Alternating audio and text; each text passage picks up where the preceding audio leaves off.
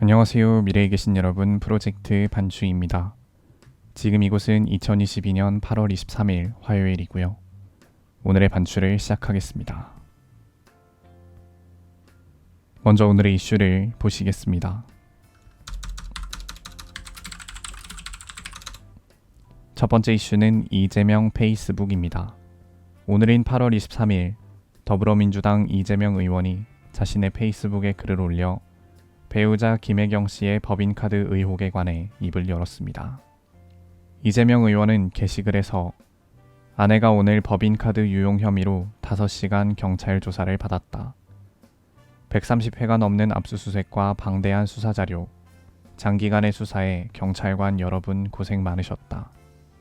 원만하게 조사가 이루어질 수 있도록 배려해 주신 담당 경찰관께도 감사드린다. 라고 밝혔습니다.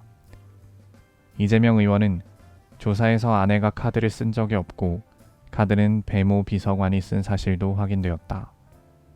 아내는 배 씨가 사비를 쓴 것으로 알았고 음식값을 주었다는 점도 밝혔다. 라고 말했으며 180만 원이 적은 돈이 아니고 불법 유용에 가담했다면 큰 잘못이다. 그러나 법인카드를 쓰거나 부당 사용을 지시하거나 부당 사용을 알면서 용인한 것도 아닌데 평생 한 번 있을까 말까한 고통을 겪는 아내에게 남편으로서 한없이 미안할 뿐이다. 라고 밝혔습니다. 두 번째 이슈는 주택 가격 전망입니다. 오늘인 8월 23일 한국은행이 2022년 8월 소비자 동향조사를 발표했는데 집값 전망에 관한 사람들의 심리가 담긴 주택 가격 전망이라는 지표가 역대 최저치를 기록했다고 합니다. 해당 지표가 100을 넘어가면 집값이 앞으로 오를 것이라고 예상한 답변이 더 많은 상황이고 100에 못 미치면 집값이 앞으로 떨어질 것이라고 예상하는 답변이 더 많은 상황인데 현재 이 지표가 76이라고 나와서 7월 대비 6포인트 하락한 상황이며 통계 작성 이후 역대 최저 수준이라고 합니다. 한국은행은 아파트 매매 가격 하락세 확대와 매수 심리 위축, 시장금리 상승 등으로 인해 해당 지표가 하락했다고 설명했습니다.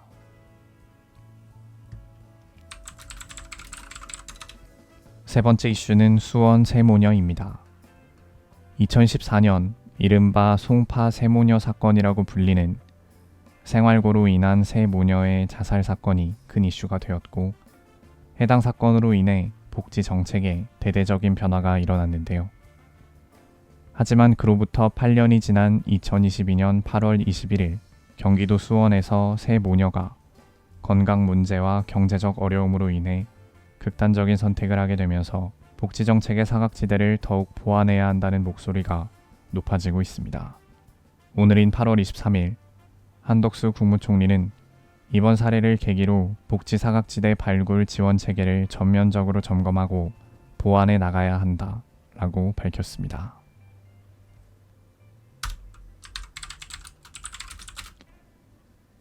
다음은 날짜별 테마를 보시겠습니다. 오늘은 23일이고요. 23일의 테마는 유튜브 인기 동영상입니다. 인기 급상승 동영상 항목에 게시된 영상을 보시겠습니다.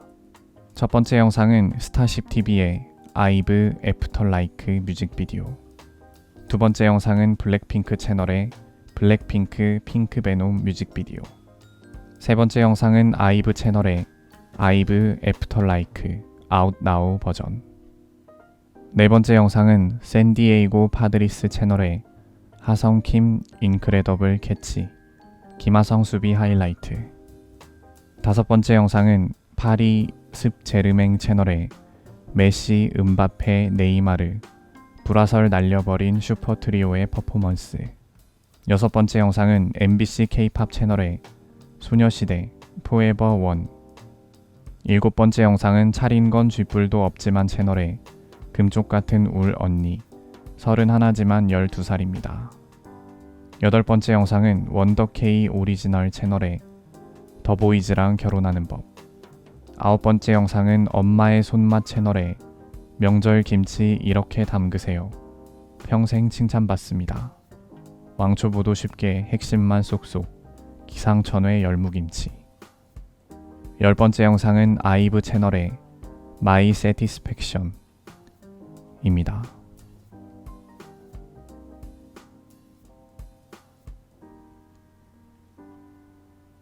이제 여담 시간입니다. 오늘의 여담 주제는 41억 보이스피싱입니다. 어떤 의사분이 검사를 사칭한 보이스피싱 범죄 조직에게 속아 약 41억 원 규모의 피해를 본 것이 현재 큰 이슈가 되고 있습니다. 이 피해자분은 처음에 검사를 사칭한 사람으로부터 전화를 받아서 피해자의 계좌가 자금 세탁용으로 악용되었다며 영장을 카톡으로 전송받았고, 악성 프로그램 설치 링크를 보안 프로그램 설치 링크라고 속여서 역시나 함께 전송받았습니다. 그 이후 수사관은 대출을 받아서 출금을 해야 명의가 악용됐는지 확인할 수 있다며 대출을 받아서 송금을 하라고 지시를 했고, 문제가 없다면 돈을 모두 돌려준다 라고 말했는데요. 결국 피해자는 돈을 마련하기 위해 대출을 받고 예금과 보험을 해약하고 주식을 처분해서 결국 41억 원에 가까운 피해를 본 것으로 알려졌습니다. 이렇게 지금 소개된 그 기관 사칭 보이스피싱이 굉장히 무서운 게, 그 악성 어플리케이션이 휴대폰에 설치가 되면 휴대폰에서 발신하는 전화를 납치할 수 있게 된다고 합니다. 그래서 이 피해자분이 검사한테 전화를 받고 나서 또 금융감독원에 전화를 했을 때는 금융감독원 직원을 사칭한 범죄 조직이 그 전화를 땡겨받아서 금융감독원입니다. 계좌가 악용된 게 맞습니다. 라고 이렇게 확인을 해줬다는 건데요. 사실 요새는 보이스피싱 조심하라고 하도 이야기가 많이 나와서 전화 한 통으로 보이스피싱에 당하는 경우는 많이 없지만, 이렇게 휴대폰을 좀비폰을 만들어 놓고 공공기관 이곳저곳에 확인한 것처럼 착각하게 만들면 누구나 쉽게 피해를 보게 된다고 합니다.